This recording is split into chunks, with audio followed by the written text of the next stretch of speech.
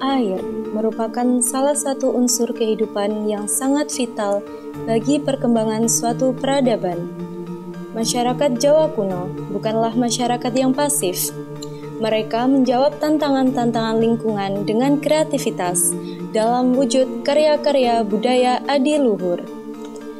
Kreativitas dalam upaya pemenuhan kebutuhan hidup, baik kebutuhan air maupun bahan makanan pokok, dapat kita lihat di Desa Canggu. Desa Canggu terletak di Kecamatan Badas, Kabupaten Kediri, Provinsi Jawa Timur. Wilayah ini berjarak 23 km arah barat laut dari kawah Gunung Kelut. Tanah vulkanis yang subur menjadikan desa ini salah satu lumbung pangan sejak zaman kuno. Desa ini merupakan desa kuno yang apabila kita lihat bersama, kita runut sejarahnya, awalnya adalah desa yang dibuat oleh Brewengker ketika membuka hutan Surabana. Kemudian pada masa berikutnya, desa ini memiliki riwayat yang cukup menarik ketika Hayam Wuruk melakukan perjalanan ziarah. Beliau bahkan sempat berkenan menginap di desa ini selama 1 malam. Hal ini terjadi sekitar tahun 1361. Nah, potensi-potensi yang ada di desa ini berupa tinggalan cagar budaya mestinya cukup menarik apabila kita kembangkan menjadi salah satu bagian dari desa yang berbasis kebudayaan.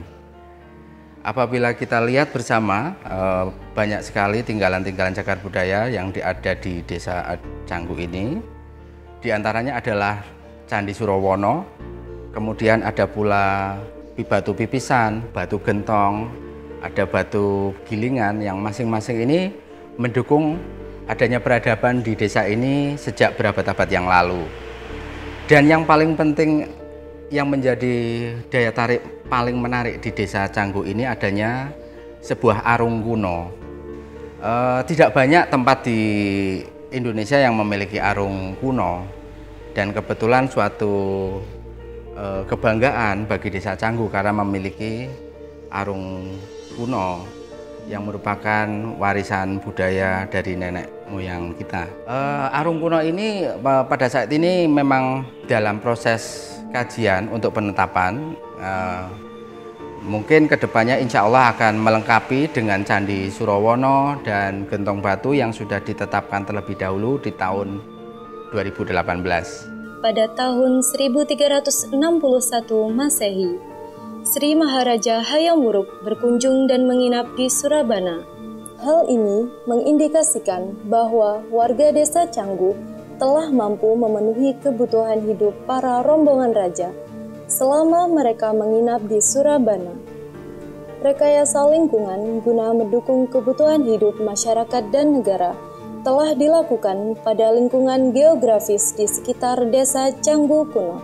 Bukti adanya upaya rekayasa tersebut dapat kita saksikan hingga kini, yaitu dengan adanya saluran-saluran sungai bawah tanah karya leluhur Desa Canggu.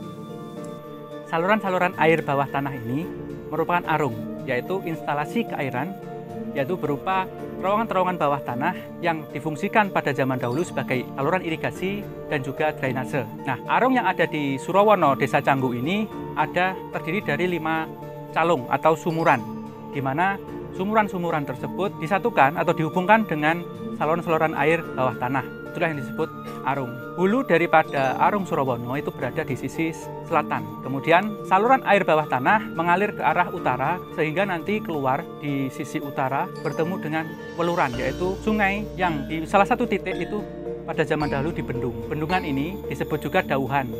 berfungsi untuk mengangkat air yang kemudian disalurkan kepada sawah-sawah masyarakat Desa Canggu kuno.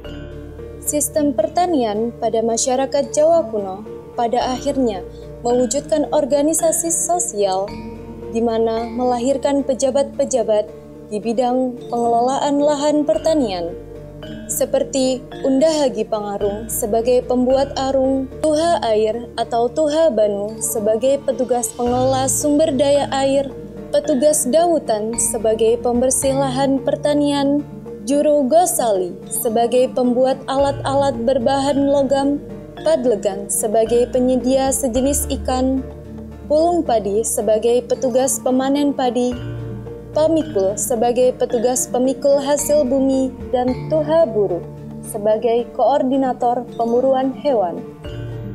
Adanya temuan alat gilingan biji-bijian dan juga pipisan itu membuktikan bahwa masyarakat Canggu kuno atau Surawono kuno ini mampu mengolah hasil buminya untuk kebutuhan masyarakat di Canggu kuno.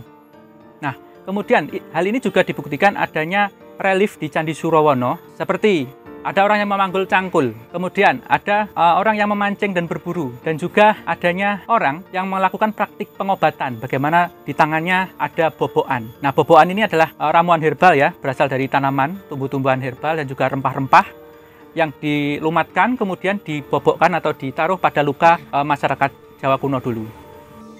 Arung Surawono hingga kini masih dipergunakan oleh masyarakat, tidak hanya Desa Canggu, bahkan pemanfaatannya dinikmati oleh desa-desa di wilayah Kediri bagian utara. Pemanfaatan arung kini menjadi salah satu sajian wisata di Desa Canggu. Lokasi yang tidak jauh dari Kampung Inggris Pare menjadikan Arung Surawono ramai dikunjungi baik sebagai sajian wisata juga sebagai media pendidikan. Selain itu, demi keamanan dan perawatan arung, maka telah ditugaskan pemandu lokal dari masyarakat Desa Canggu. Setiap pengunjung yang masuk arung, maka wajib didampingi oleh 1 orang pemandu. Sumber mata air yang ada di desa kami, Desa Canggu, yaitu ada 5 titik. Yang pertama di kolam renang Surawono, gua atau terowongan Surawono, Bendungan Canggu, Sumber Kahuripan Surawono, dan yang satu di Dusun Sidodadi. Jadi pemanfaat mata air yang ada di Surawono untuk perikanan, pertanian, ini pemanfaatannya sebagian juga masuk ke wilayah desa lain, bagian di wilayah Canggu, terutama di Surawono.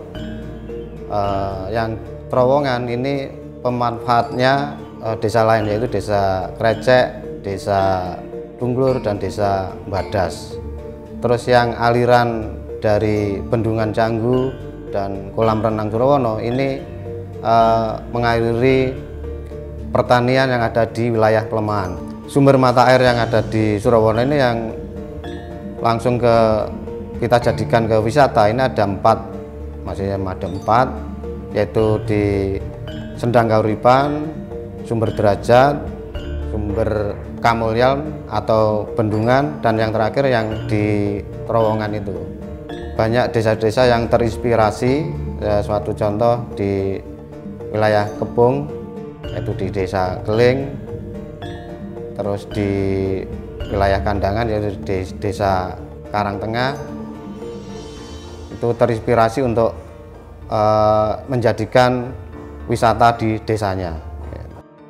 Dengan potensi-potensi yang ada, masyarakat Desa Canggu terus berupaya melestarikan warisan budaya leluhur dalam pengelolaan sumber daya air.